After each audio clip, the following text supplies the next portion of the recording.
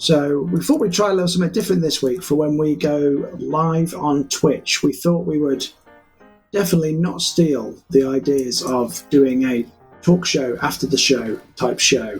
Said show too many times. But what we're thinking of doing is we're going to call it Malt, Magic and More, where we kind of debrief on the episode we've just been through, talk about it, where we can, so we don't metagame within the game. We want to chat about what we've done, talk about it, and hopefully learn together with you about some of the things that we do. So without further ado, let's get to it. Hello. Stumbled a bit in the end there. Here we all are. Yeah, we are. Back at the end. Yeah, you got it back. You got it back in the end. Oh, that's right. So it's the first episode, first recording of of our Malt, Magic and More. So yeah, we were recording a bit before, so we might show you that in a second, and then we'll come back to us all chatting about the episode. I always worry that do people want to see RP or do people want to see fights?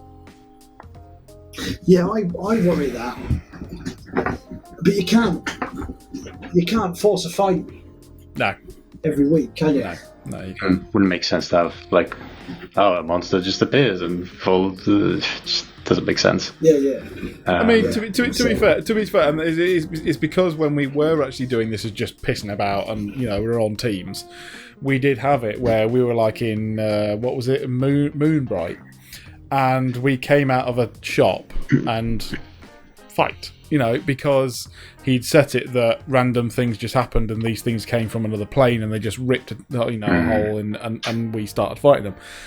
And that works. That does actually work. So it's one of those ones of going, that is possible and doable, especially the fact that there is wild magic around and going for it. But also, it was like, really want to go to Exalion, but also, shall we RP out a week? We've only RP'd out a day, so maybe next time we do actually just skip the week. I don't know. Yeah, it should be downtime. Just skip the week, just say, downtime, you've read a book, read a couple of books, done some fights, right, we're moving on. But yeah. It is good, because we have been on the move for a while, so I suppose. It's definitely nice to have a slight change of pace. Yeah. It is a bit. I do worry that you won't believe me when I say it, but I worry that I'll run out of things to say if I RP too long. Or trying to think of valuable... I always try and think of what valuable thing can I say or ask that will advance the plot. But it doesn't always have to be that, does it? No. And that's it. It's like, oh, there we go. That's better. That looks better, doesn't it? Yeah. There we go. The whole point of speaking to the distiller was to fucking ask her about Excalion, and I didn't even fucking ask her. Yeah, but we did want to ask about the cold weather, and we didn't get much about that one, but that's fine. Again, it may be something we just go, I'm going to, that you go, you say next week, we go and speak to them. You say, I want to go and speak to her, and you just quickly go and do that, and then we move on with the rest of the week or something. Yeah. Because admittedly, I mean, what I wanted to do, and Matt was absolutely right, I hadn't attuned to them, was I wanted to actually do the fight of, hit something, and then go, that either that's the big bad, and I need to get away from it, so I actually then use my other attack to throw the hand axe at another one, hope that I hit, and therefore can Misty Step next to it and get out of range of anything that's going to smack me really hard. So when you do your Misty Step, then do you have to Misty Step to where the axe is, or can you just hold it and Misty Step? I think, and I'm going to RP it this way anyway, that I have to Misty Step to the enemy that it hit. To unoccupied space, but I have to Misty Step to that. Because and let me read it now, because I believe it is meant to be that. It's probably like something like 5 feet within 5 feet of the creature. And it's also when you hit a target. Yeah. So if I miss, I'm going to say I can't do it. I have to, and it's only twice a day. So twice a day, when you hit a target with a ranged attack using this weapon, you can then, as a bonus action, use Misty Step to instantly teleport yourself within 5 feet of the target. So it has to be clear space, but also within. So that is the Misty Step not Misty Step spell, but the Misty Step as part of that weapon. So I can basically think that I can get myself out of real danger. Right? Say we're up against a big bad, right? And I can go, fuck, this is not working. Throw it at one of the minions and get away from it. And the Misty Step doesn't, obviously, you negate opportunity attacks of opportunity, yeah. But also, I could do the opposite. You don't? I don't get you don't get an opportunity attack. there's no opportunity attack, so that's good. Also, I could do the other way. We've had it a couple of times where I've actually gone against the little minions, and Danny, you've run up against the ones that actually we've gone. Oh, hang on a minute, you've gone up against the big bad, right? I will get an attack of opportunity if I don't smash this thing to pieces and then come and help you, which is a couple of rounds. Right, so why not me whack one and then go, oh shit, you're in trouble, I'll try and come and protect you. And I can do that without getting an attack of opportunity by hopefully throwing the axe. Now, if it misses, fuck it. Weapon Bond brings it back to me and I run out and I get an attack of opportunity, possibly anyway. So it's good though, because then you can either choose to bring the weapon back to you or you go to the weapon, like in an instant. Yeah, so I actually have both options. It's good for that. Yeah. So that's what I'm trying to think of, and what I'm actually trying to do. Hence, the read up on books is actually completely change the way that I've been doing battle. Is that for a minute? Then I thought Matt was going to randomly give me the inspiration shit. I was like, I don't want. I don't need that. The only disadvantage I can think of with my new bow. Yeah. Is what's great is because it's a range weapon, I can use sneak attack as well as. So if I mark an enemy as if I mark a creature as my sworn enemy, yeah, I get advantage on the attack rolls. I add the 3d6 damage to it. It's my sworn enemy until it dies or until dawn in 7 days' time. But the only problem is, if just say we're against a horde or more than one enemy, I can't make another creature my sworn enemy until the next day. So if I say I made Kirik my sworn enemy, I killed him, I couldn't make you my sworn enemy until the next day.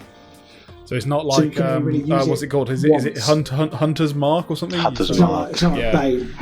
So it's not that. It's not like that. It doesn't transfer. Okay, but boss fights, which we seem to be in a lot, you go for it. Now, does it? So sorry, did you say it gives you extra stuff, or do you just always know where it is? What does it do? So it gives me advantage on the attack roll. If it hits, an extra 3d6 piercing damage, and unless it's in total cover, range and obscurity has no disadvantage on my attack. Surely some sort of range. It's got 150 range and then 600 feet longer range, but that won't have disadvantage. So you could literally hit someone 600 feet away without disadvantage. Yeah, if it's my sworn enemy. Yeah. You're going to be able to do some sweet stuff staying away now, aren't you? The only downside is, just say the creature gets into melee range and it's my sworn enemy, or while my sworn enemy lives, I have disadvantage on attack rolls with any other weapon. Awesome. Right. So if I'm no longer in ranged, so if it gets into melee range, I'm buggered, really. Yeah. Matt is not wearing an invisibility cloak, he's just not there. He has the cloak of invisibility. Yes. Sorry, it's like a Commander. So yeah, that was some of our thoughts of all the different things that we were trying to do. Why the hell I was suddenly so quiet and trying to attune to all my shit, because I completely forgot about the fact that I was trying to attune to it. So hopefully, but it's hard to squeeze that in sometimes, isn't it? When you think, oh fucking hell, I've got to attune to this.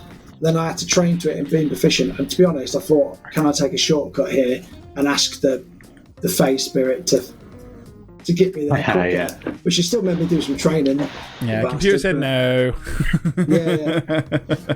But you think, well, how can I role play it in? Or especially because you had two to do, so you had double the amount of time to do it. Yeah, I two to do, and also I do have the weapon bond, so you know. And one other thing that which is quite cool, and actually I do need to remember this, and that is that I cannot be. I'm going to find the wording here.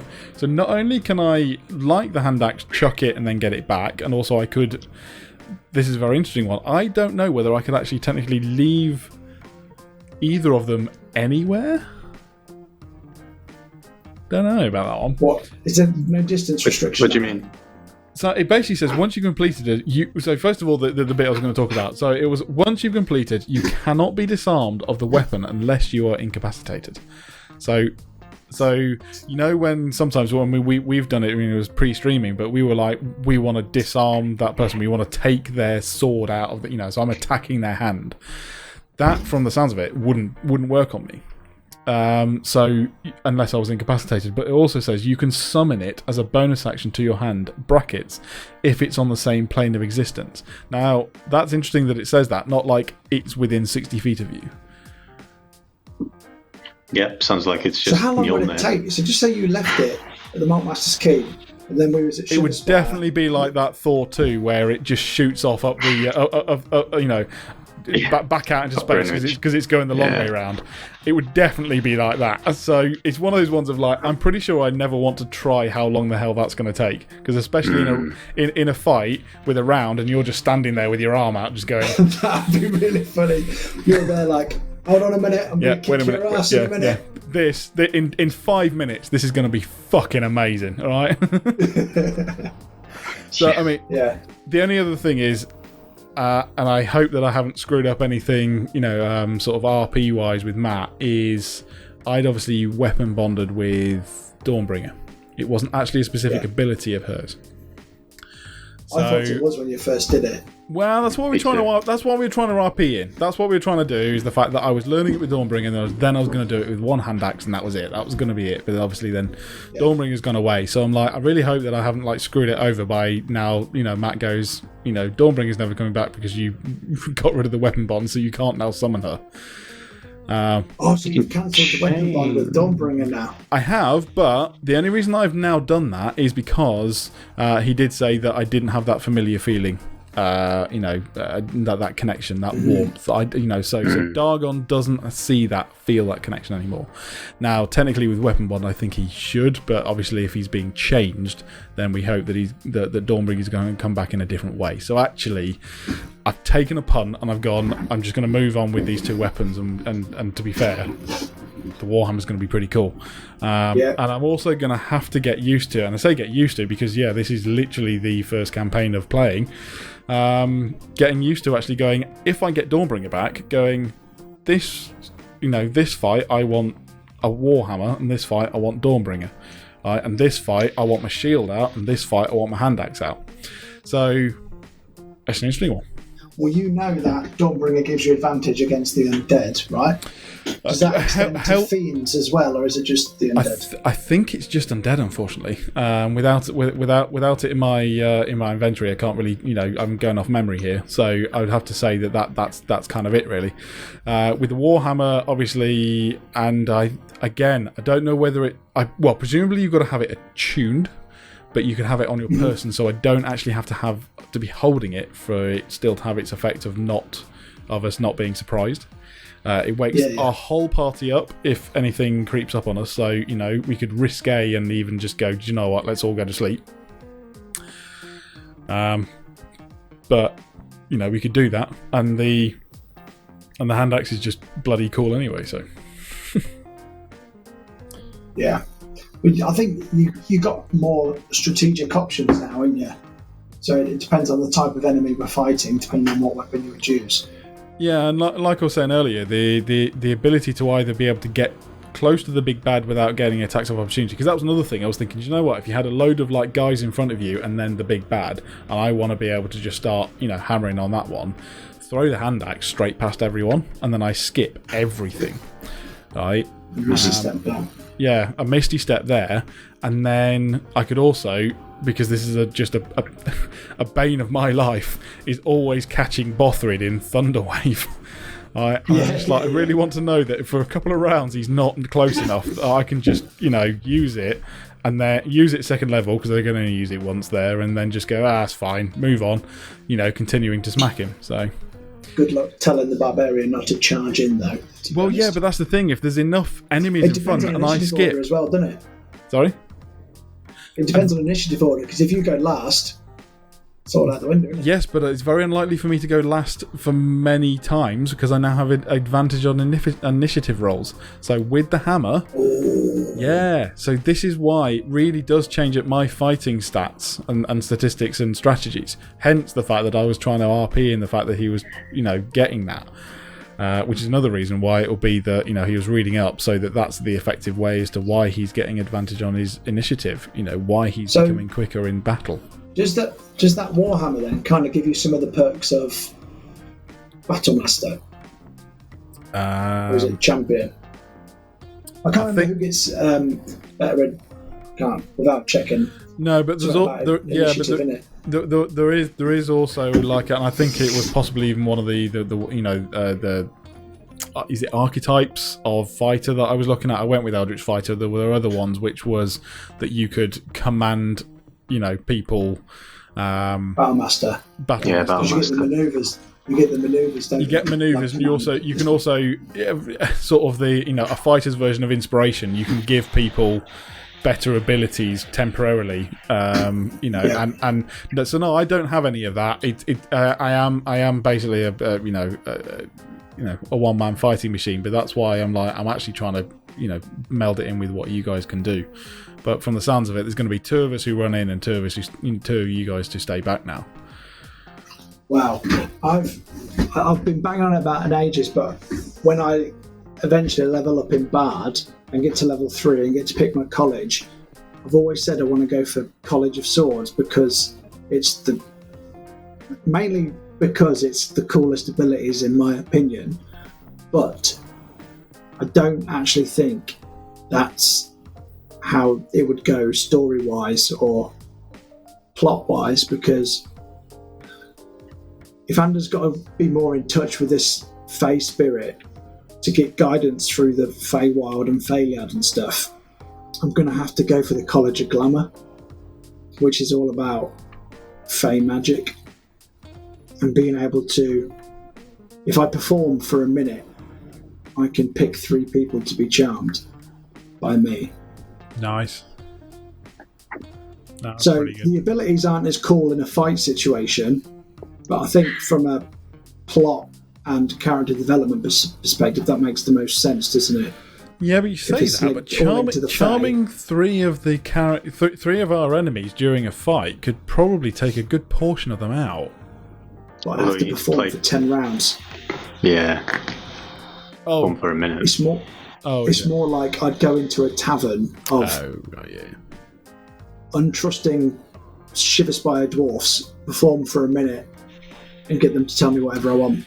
But also, if we can't necessarily have anyone get the pounce on us, and we can actually know the fact that we're going up against. So I know that a lot of the times recently we've been just in the open air and so on. But if we're in a room, if we're in a cave, we're in a dungeon, or even if we are in the woods and we're far enough away from someone, can you not get close enough to them for a minute, cast that, and then we go in and fight them, and we know which ones you've done. Therefore, we can actually then use that to our advantage. You haven't used 10 rounds to do it, or you have, but you've done that before the fight even begins.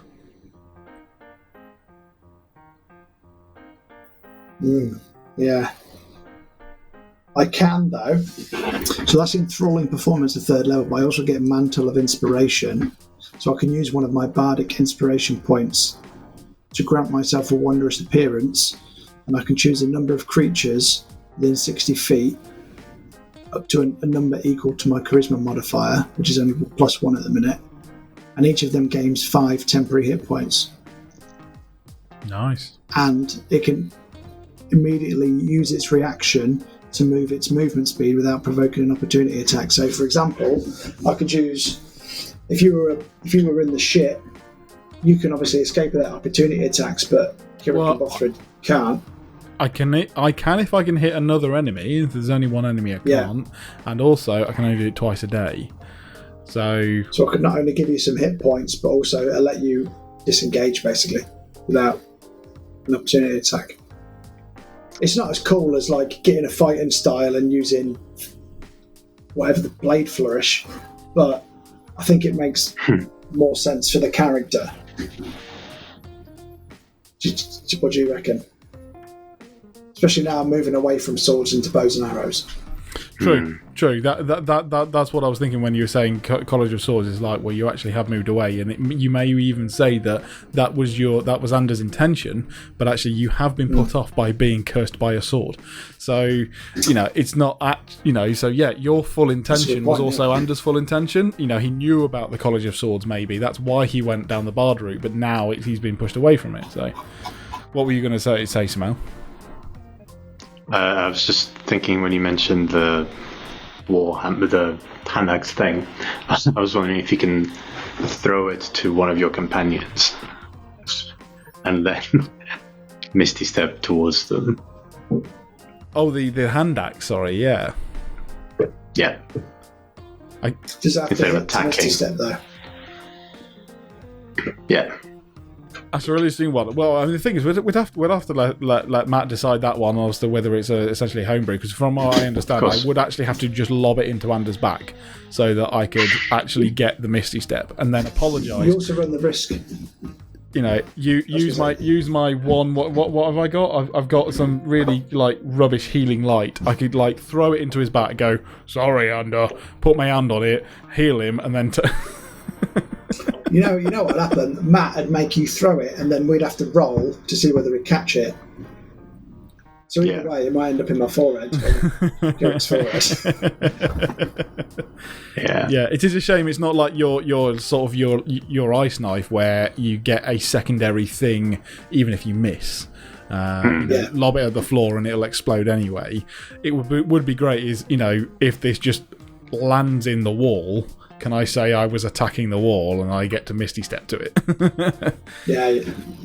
Although it does say creature, doesn't it? It does say creature. Or does it say target? I'm gonna have a look while you're. What new cool stuff are you trying to do, or is Kirik trying to do or change? Any evolution since he's now been in Nyland? Because one of those interesting things, very similar to what you just said. It's like Bothrid, and we were all just going, yes, home.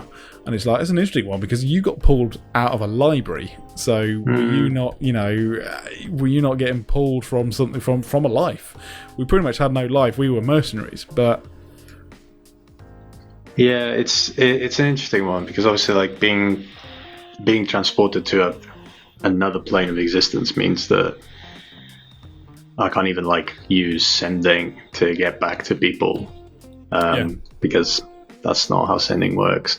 So yes, it's an interesting one of how does this character feel, but also he didn't have really a family.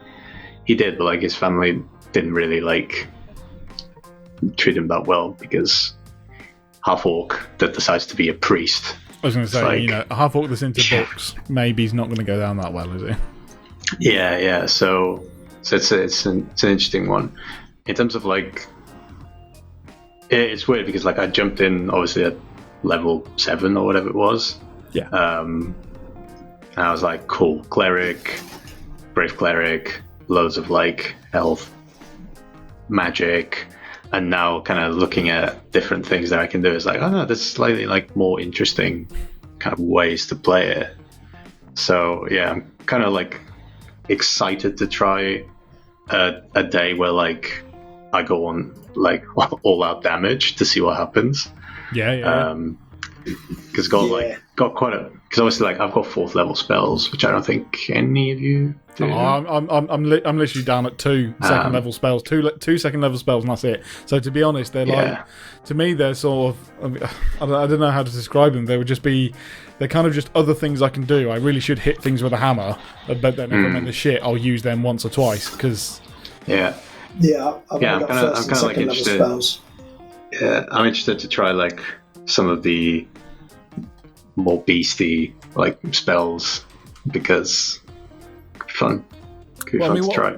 What type of spell? I mean, what's the? Have you used Spirit Guardians before on this yet? I have used Spirit Guardians before, yeah, in the fight with in Ironforge, in the fight with the spiders. Yes, that's the first time I used it. You did. Yeah. But stuff like Spiritual Weapon at level 4, which is 2d8 plus 5 damage. Yeah. And then stuff like casting maybe a False Life at level 4. What is that? Which gives me temporary hit points equal to like, if it's a level 4, it's like 1d4 plus 19 or something stupid like that. So I'd basically be on I'd be like on Dargon hit points. So, which is just ridiculous. Okay, that's really interesting then. So a cleric, depending on what they pick and choose, could be go from healing cleric to tank in one day. Pretty much, yeah. You can literally change day to day. If you did that and then just held a load of Bane, Toll the Dead, Guiding Bolt, Spiritual Weapon, Spiritual Guardians, Inflict Wounds. That's oh god, yes, Inflict Wounds. Because that would be, so at level 4 would be 60-10 damage. I mean, that's just incredible. Isn't it really low to hit though? Is it really low to hit, or is it like a +4 or something? What is it? What, you know? Or... it would be, to me, it would be a +8 to hit, because and you know, then I start thinking of I've got 20 wisdom, so. I mean that's I start to think of combos like using the Path to the Grave, hold Path to the Grave until my turn, and then use Inflict Wounds on my turn, which is just, hey, 60-10, and you have vulnerability to all damage. It's like, what's that? It's like, maximum at 120 damage in one attack, which is just ridiculous. I'm just really interested. I'm just double checking now if it is this one, because I keep forgetting and I keep missing it. Is it guiding? It's Guiding Bolt, isn't it, that you have the advantage? Mm-hmm. Yeah. I just need to remember to use Guiding Bolt, not Sacred Flame. Because... Although Guiding Bolt's first level, isn't it? I have it at second level. Cheers, mate. Night. I technically have an 8th level spell. How the hell do you have an 8th level spell? With that fireball necklace, each fireball is a 3rd level fireball spell. So if I chuck all of it at once, it's pretty much. I'm so kind of scared when that was going to happen. So I'll take the necklace off and just. The thing is, 13d6 is obviously like some serious fucking damage. Potentially, yeah. But also it has the potential of being rubbish. So. What's one bead though? One bead is 3d6. No, 8d6. Yeah, because it's a fireball at 3rd level. It's 8d6 at 1 level, and you're saying for one bead. For one bead, how many beads have you got? Matt said I had 12. You had 12, but because the item only has 9. The item only has 9. So, sorry, did you say 30d6 or 1-3? 1-3. So, it is definitely better throwing them one at a time, unless my math is off. Am I getting that wrong? Yeah. Yeah. So, yeah. You know, but... Because that's 72d6s. Yeah, you know, so... It's weird that... Just insane. I know it's magic, but essentially, I throw them all, and then the next day they're all back. They just appear on the necklace again. Oh, you do actually get them back? Oh, shit. I thought it was literally use them sparingly. Are you sure? I thought it was as well. This necklace has beads hanging from it. You can use an action to detach a bead and throw it up to 60 feet away. When it reaches the end of its trajectory, the bead detonates it as a 3rd level fireball spell. DC say 15, which is actually quite a high one for me. You can hurl multiple beads or even the whole necklace as one action. When you do so, increase the level of fireball by 1 for each. Unless I've assumed because it has charges, the charges will just reset. Yeah, you need to check that. I think they're only one use. Yeah, necklace of fireball usually is just one use. I've got the DMG here, so I'm just checking. Yeah, because otherwise that would be so OP. I'd be like, I mean, that would be more than a level 12 wizard could do, Oh, so if I've only got 12. That's why I was like. You've got to use them sparingly. You got to use it when we're up against some badass shit. So I'm going to I'll just multiple put all 12 enemies. Under Ladrin's ass. Yeah, it would literally you just standing there. I don't know, wrapping them round an arrow and firing them at him or something. I don't know how you do it, but if you can do it from a long way away. I'm glad we talked about that because I'd have fucking wasted them straight off. Yeah, you would have done. You would have gone to get some wolves and gone, eat that, motherfucker. Yeah. Although I'm pretty sure the spell magic would just make that necklace useless. Oh fuck! Oh, you have to piss on me chips, don't you? Right. No, I'm not going to use it, but just making you aware. Someone can just go, nope. What is your theory on what the Eladrin is, class-wise? I think he's either a wizard or a sorcerer. My bet is probably a sorcerer. I was going to say wild magic sorcerer. Yeah. Because it does link in with the theory and the Nylon itself, doesn't it? Yeah, I don't know if it's wild magic though, because we fought him and when he cast spells nothing happened. Or nothing else happened. Oh, there was no what they call it, the surge table or whatever it is. Wild magic surge, yeah. Yeah. There was none of that, was there? Unless it's like the wild magic effects in Nylon are because he's casting spells. Damn. Which would make sense with the fact that there was that most amazing explosion at the when we got away, and that was actually hit one of the wild magic things just going wrong.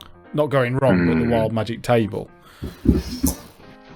Because isn't that like one of the things that you could randomly roll something and suddenly you have like a level 20 fireball go off and you didn't really mean to so centered on you. Yeah. So holy crap, that would what the heck are we going to do with that? Yeah. Also, another thing, Captain Swift and the boat.